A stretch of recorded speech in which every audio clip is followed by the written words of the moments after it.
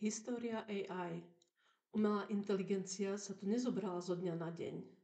Tak sa pozrime, kde to začalo. Ja osobne by som ako začiatok AI uviedla divadelnú hru Karla Čapka RUR Rosumoví univerzálni roboti. Táto hra vznikla v roku 1920 a prvýkrát bol použitý výraz robot. Hra RUR rozpráva príbeh o továrni, ktorá vyrába umelé bytosti robotov, aby nahradili ľudí v práci. Roboti sa nakoniec vzbúria a vyhľadia ľudstvo. Sami čelia vlastnému zániku, kým medzi nimi a ľuďmi nevznikne prvý prejav lásky. Hra je varovaním pred nekontrolovaným technologickým pokrokom a otázkou, čo vlastne robí človeka človekom. Ďalší krok k AI je poviedka od Isaaca Asimova Round Around z roku 1942. Z toho dôvodu, že prvýkrát definoval 3 zákony robotiky. Robot nesmie ublížiť človeku alebo svojou nečinnosťou dopustiť, aby človeku bolo ublížené. Robot musí poslúchať príkazy človeka, okrem prípadov, keď sú tieto príkazy v rozpore s prvým zákonom. Robot musí chrániť svoju vlastnú existenciu, pokiaľ táto ochrana nie je v rozpore s prvým alebo druhým zákonom. V 1950 britský matematik Alan Turing navrhol Turingov test. Ten spočíva v tom, že ak človek nerozozná, či komunikuje s človekom alebo so strojom, tak stroj prešiel testom. Na konferencii v Dartmouthe v roku 1956 bolo prvýkrát formálne definované pomenovanie umelá inteligencia AI. Frank Rosenblatt v roku 1957 vyvinul model neurónovej siete Perceptron, ktorý bol schopný učiť sa a rozpoznávať vzory.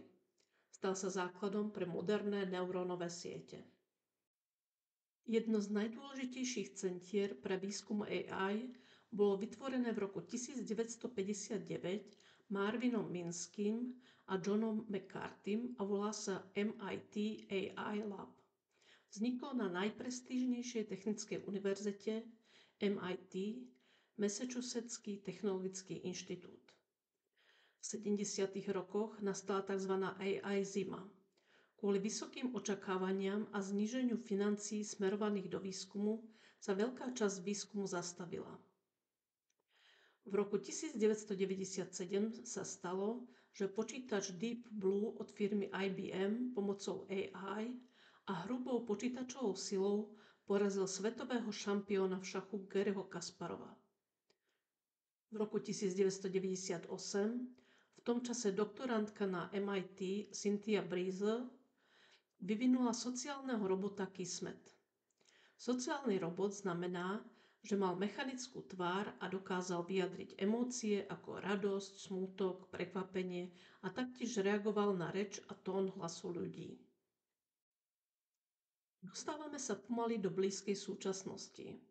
Rok 2010 odštartoval novú éru AI. Joshua Bengio v roku 2010 vytvoril prácu v oblasti hlbokého učenia a neurónových sietí. Jeho práca ovplyvnila veľa moderných AI aplikácií.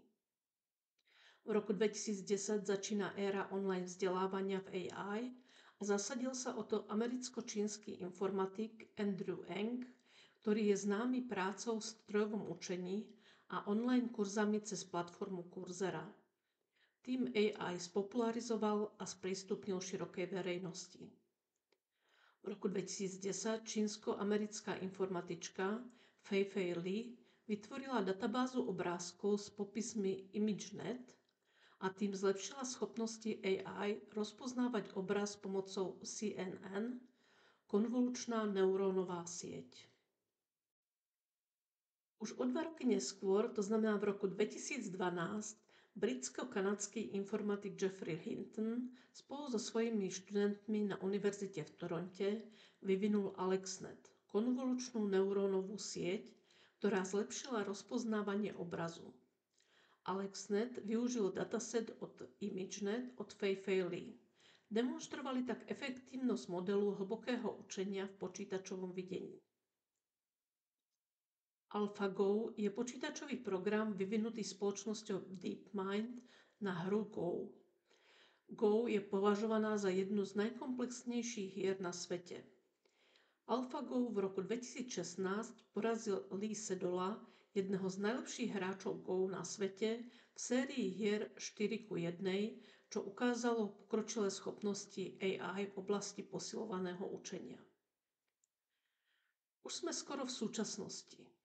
Medzi rokmi 2020 a 2022 bola predstavená generatívna AI od firmy OpenAI, ktorá najskôr predstavila model GPT-3, čo bol revolučný jazykový model, a od roku 2022 už tu máme ChatGPT, ako ho poznáme dnes.